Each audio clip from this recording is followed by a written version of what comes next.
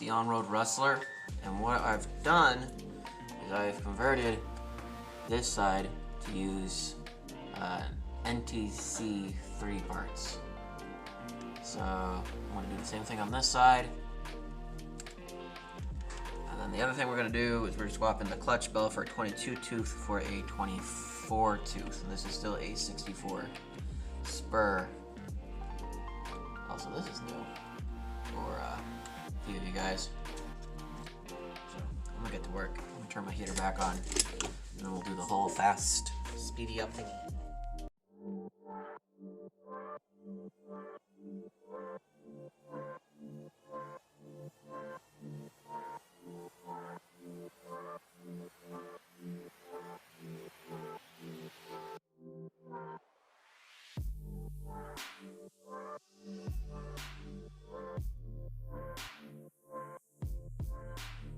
Okay, so what I'm doing is I'm adding this little standoff so it pushes the this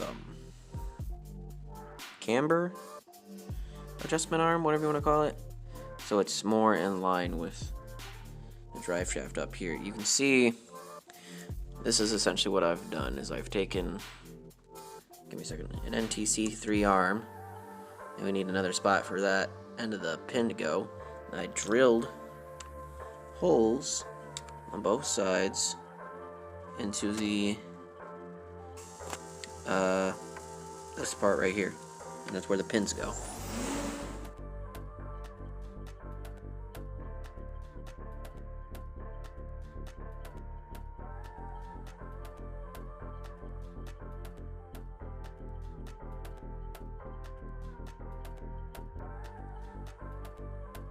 Alright, due to me being a dork, I had to cut the pin that the arm rides on short so I could get the mount to fit behind the engine mount. So when you look at it from underneath, you see I already drilled that hole.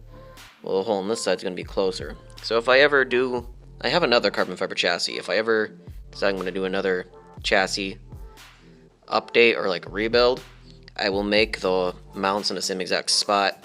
I'll just have to use spacers to make sure that this side's arm is in the same spot that is, which is fine.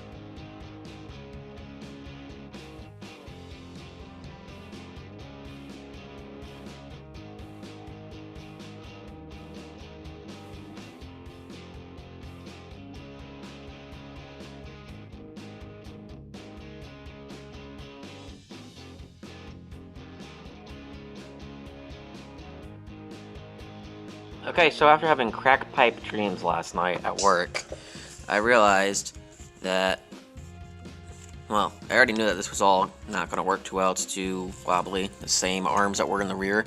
But I found out HPI rs4 arms will be short enough after I move the hub inwards. I found all the little shoulder spacers that I needed. I didn't think I was going to find them.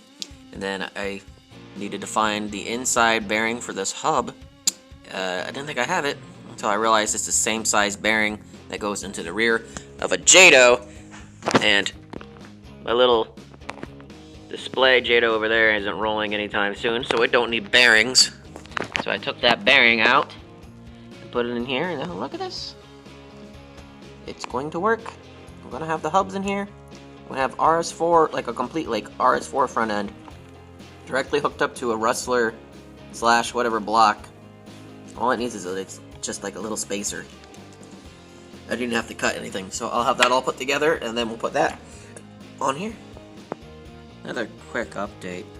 I have decided to cut out this part of the block because that allows me to have the drift angle if I want.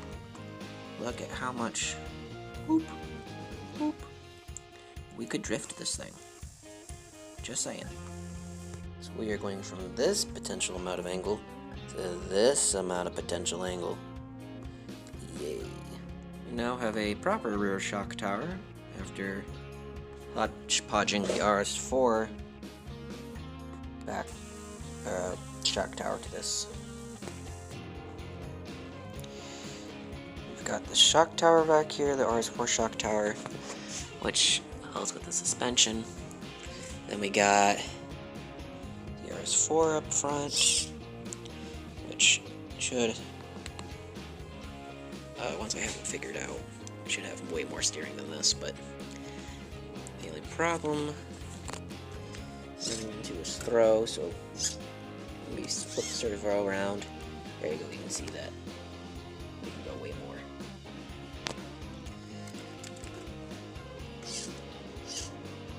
I'll just show y'all.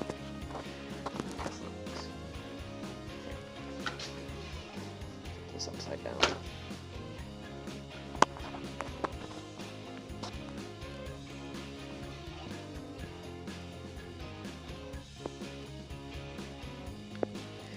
This thing should, in theory,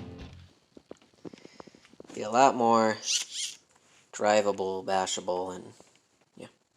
So what's next is I'm gonna take this exhaust off and make sure it is ported properly, and then we'll mesh up the gears and then we'll have to take it for a test run. What do you want? That's probably ugly. I'm still recording. I know. That's probably ugly. There we go.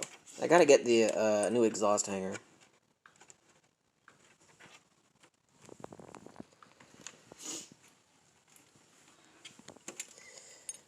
Oh boy.